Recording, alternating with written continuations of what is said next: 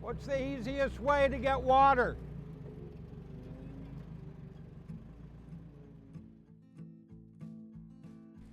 Okay, today we're going to plant sprouted seed potatoes into containers. The material we're going to use for growing is Fort-Vee organic compost, which we use in the summertime for planting potato plantlets. Here's how we do it.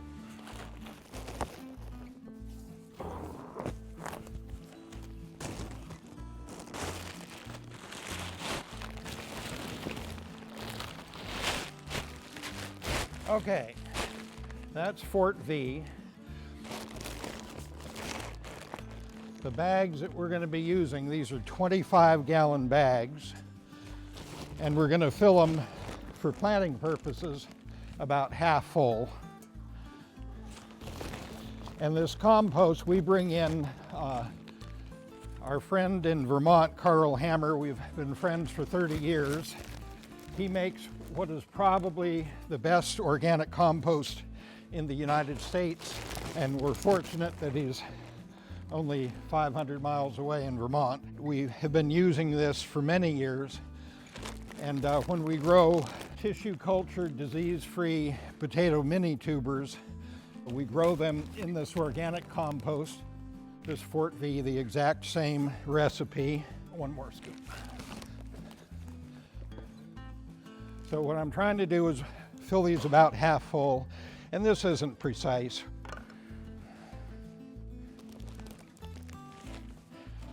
So these are 25-gallon grow bags, and we're going to plant 5 tubers in a grow bag. So the rough rule of thumb is you want to have 1 seed piece in about 5 gallons. So if you've got a 5-gallon pail from Home Depot, those will work. You do want to drill holes in the bottom of the bucket because potatoes do not like being wet.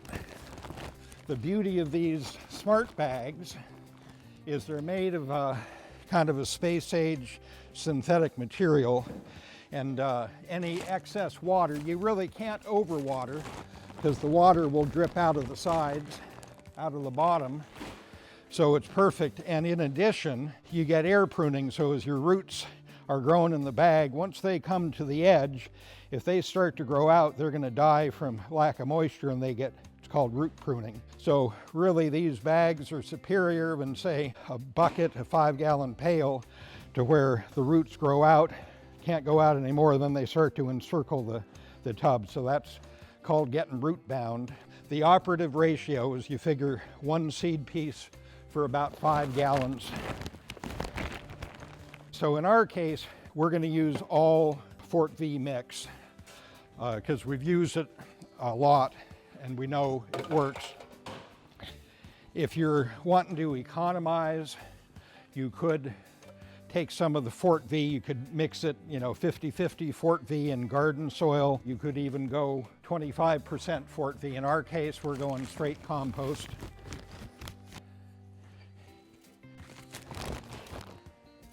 So we're almost there.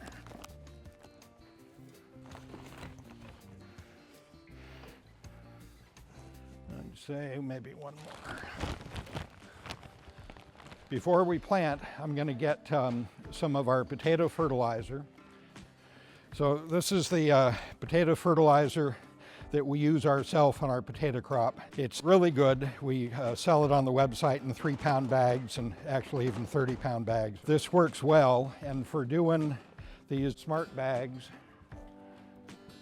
it takes about a half a cup of potato fertilizer for the 25 gallons. So even though we got 12.5 gallons in here now, we are eventually going to top them off. So I'm putting all of the fertilizer in, and I'm mixing it up in what amounts to the bottom half of the 12.5 gallons. The roots on a potato plant are going to grow down, so it'll be most valuable to have this in the bottom half of the growth area. So again, this isn't rocket science. I'm spreading it out. It's approximately half a cup or about half a pound. And it is, basically ground up rock powder, so it's fairly dense. A little bit goes a long way weight-wise. But I'm mixing it up. When I'm done, is homogeneous. You can't even see it's been blended in perfectly with the Fort-Vee. So again, oh, these are half cup, and what I wanted was a cup. Okay, I'm remembering now. So the recipe calls for a cup. So we want to use a cup of material per grow bag. This one already had the half a cup. I couldn't find my 1 cup measure, so we're doing 2 half cups. And this one already had half a cup, so I'm adding the second half a cup. Okay, mix that in. So this is a nice light mix. There's some peat moss in it, there's some perlite in it, some ground up rock minerals. Again, it's an organic compost, so all the materials in it are ones that are allowed under the U.S. Department of Agriculture National Organic Program. You're better off to go with materials that are approved for organic use if having an organic garden is important to you. And in our case, we've been farming and gardening organically for 48 years. So now the bags have been filled, these 25-gallon bags that have been filled approximately half up. I put in fertilizer measurement, it's about 1 cup. So I put that in, mixed it in. Now it's time to plant the different seed pieces. So number 1 seller that we have is Yukon Gold, early gold flesh variety from Guelph, Ontario. So these have been warmed up now for about 2 weeks. We just brought them in the house. You can see that all of the eyes are now supporting sprouts that have come out. And we like to pre-sprout our seed potatoes at 70 to 75 degrees for 7 to 14 days before we plant. Everything we're planting today are short season varieties. And short season obviously mean you don't have to wait so long to get your potato harvest. Unless you have good experience with it, you may want to leave the long season varieties until do that for spring planting and use a short season or mid-season for fall planting. So in this case, we wanted to do a test of the early varieties. So all these varieties that we're planting today, Purple Viking, Dark Red Norland, Prairie Blush, and these Yukon Gold, they're all short season. And so in this tub, we've got 5 tubers. Again, it's a 25-gallon tub. Eventually, we're gonna have it filled up. So the rule of thumb is you need about 5 gallons of soil material for every seed piece. These are whole seed pieces that we're not gonna cut. So we're just gonna space them out as best we can around the perimeter, mostly around the perimeter and 1 in the center.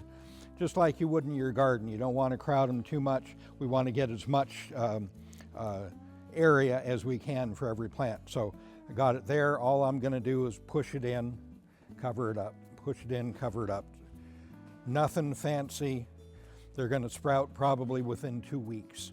Okay, so that's Yukon Gold, and I'm going to put some stakes in eventually. Next variety is Purple Viking, which is a purple skin, white flesh variety from North Dakota. It's very high yielding, very rugged. There's literature that indicates that it's fairly resistant to leafhopper damage, fairly resistant to drought. It just is one of these real workhorse varieties. It doesn't take a lot of pampering to get a good crop. Here are the tubers. If you look, you can see purple, you know, by the spring. These have been in storage for 6 or 7 months, so the color fades out on some of the varieties like the reds and purples. But you can see they've got growth coming from the eyes. They're all sprouted. Doesn't take much, but I wouldn't want to plant a tuber that hadn't got those eyes on it yet. This means it's broken dormancy, it's all ready to start growing. So do the same thing as we did with the Yukon. Plant them out towards the edge. We'll put one in the middle. See how we can get them with the maximum space for each tuber. Kind of an X pattern. So then push them in, cover up, push them in. No big deal. This is not rocket science. These want to grow. You know, it's vigorous seed. It wants to grow. I'm going to take that card, put that in so I keep track. In the spring, everybody thinks, oh, I'll remember that, but you never do, and you really do need to mark. When you're doing experiments, you do need to mark what you're doing to make sure you don't lose track. So to finish this video, I'm going to show you the garden stakes that we use here and that we now sell, but here we're up to the next variety. This is dark red Norland. That's a short dormancy variety, and you can see, say, compared to the purple Viking or the Yukon Gold, the sprouts are much more developed. If I'm reasonably gentle with these, they're not going to be a problem at all, and I will predict that these will be the first, what else we have, Prairie Blush. I will predict that these will be the first potatoes that come through the ground. So, again, we got our 5 tubers. Going to put them out in our X pattern.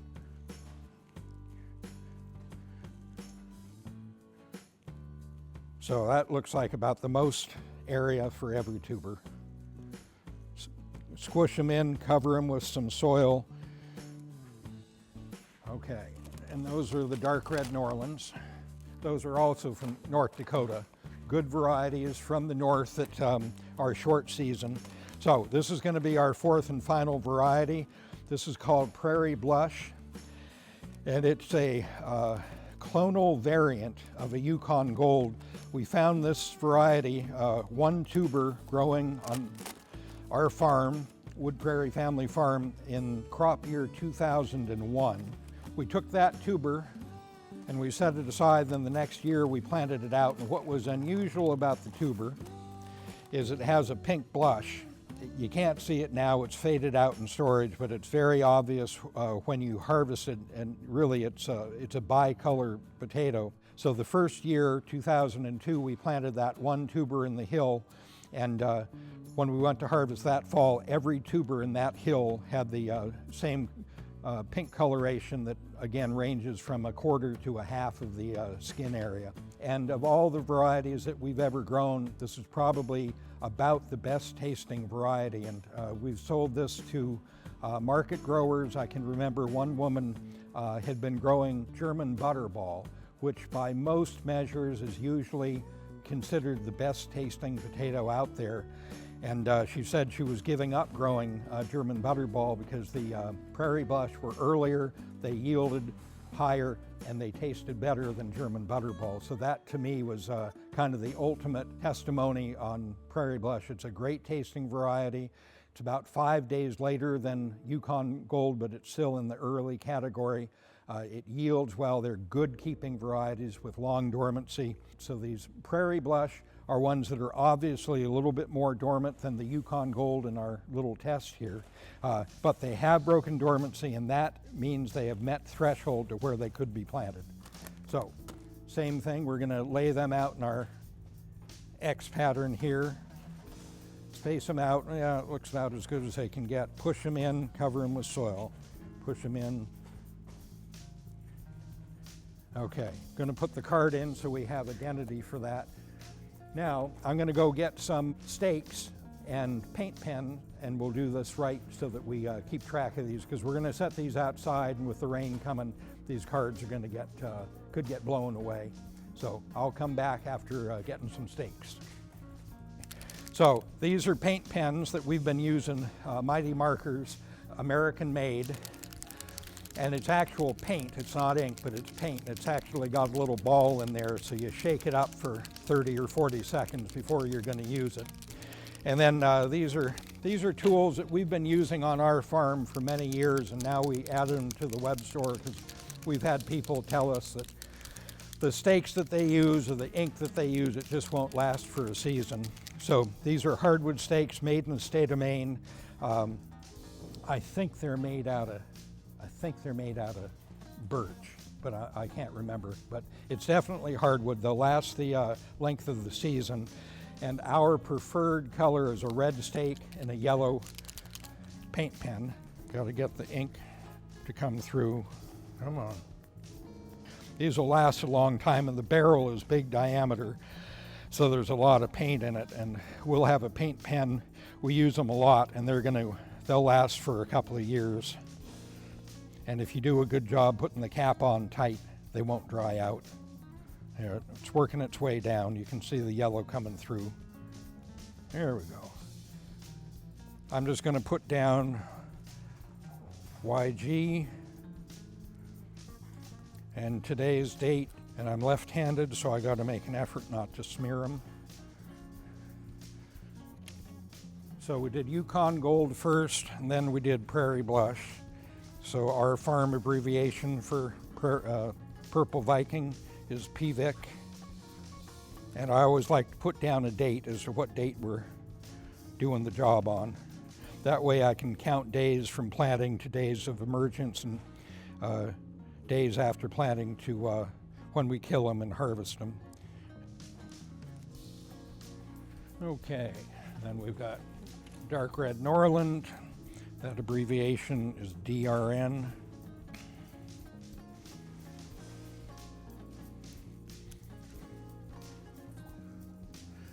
And then finally Prairie Blush, abbreviation PB. Okay, we're done planting.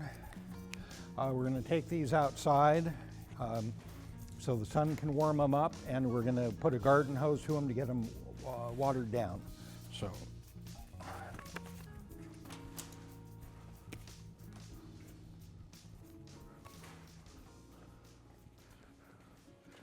Okay, so you've noticed I've got these on a pallet. The beauty of the pallet is we can bring them inside and out. So right now we're still, most nights are down into the low 30s, high 20s. Had we planted these, we could bring them back and forth with the forklift so they come inside nighttime. And I'm gonna bring them out to the edge of the pallet to give them maximum space for the plants to grow. What's the easiest way to get water?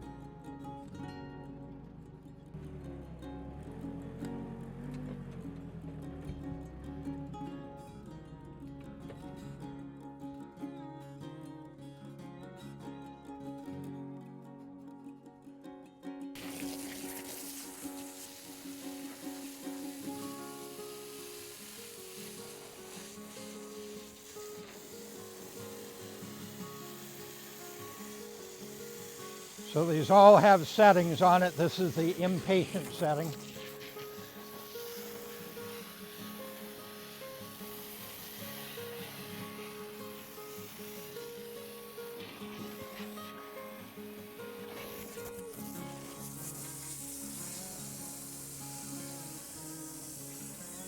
So we're just going to saturate this. I'm not worried about overwatering it because I know that the water can drain right out. Go through the cycle one more time.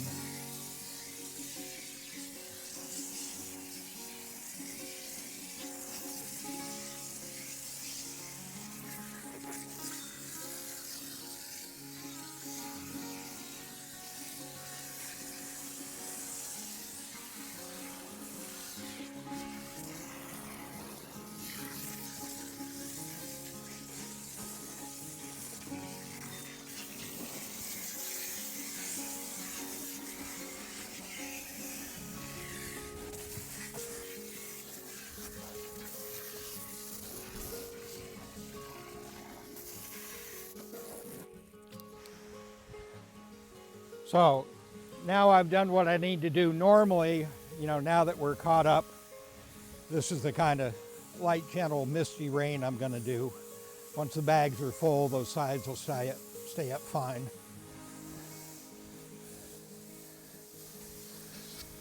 With these smart bags, with any kind of container, it's really important to water them adequately.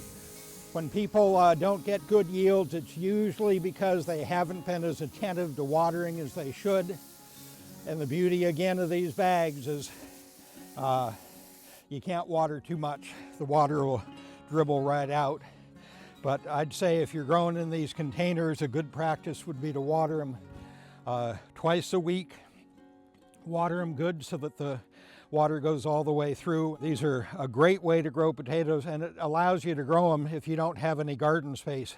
If you've got a balcony, if you've got any kind of backyard, even if it's graveled in, you can have grow bags, and it really has opened up the ability for people to garden without any kind of garden soil. This allows you to grow things without having a backyard. So if you're renting or don't have a backyard garden, here's the solution for that problem.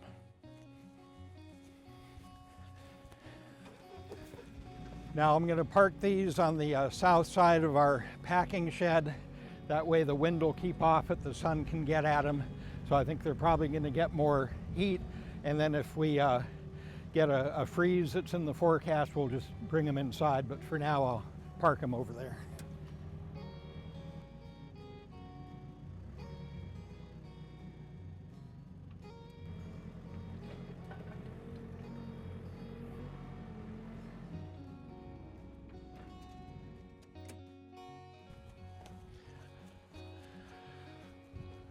So I'm going to plant them away from the drip line of the roof so that if we get a thunderburst, they aren't going to get beat up. But with the black bags, that ought to attract the sunshine. They ought to be able to warm up.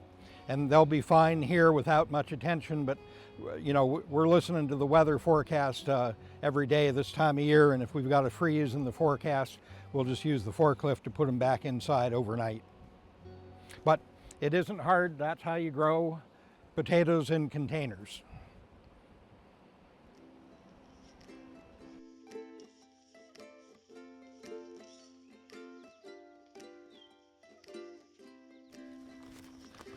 And one of the beauties of gardening in containers is you could not have an easier harvest. Come harvest time, you just tip this over and all the soil media and all the potatoes that have been developed, they're right there for you to pick. There's no digging. And then if you do have a garden, this used Fort-Vee makes a really great addition to the garden.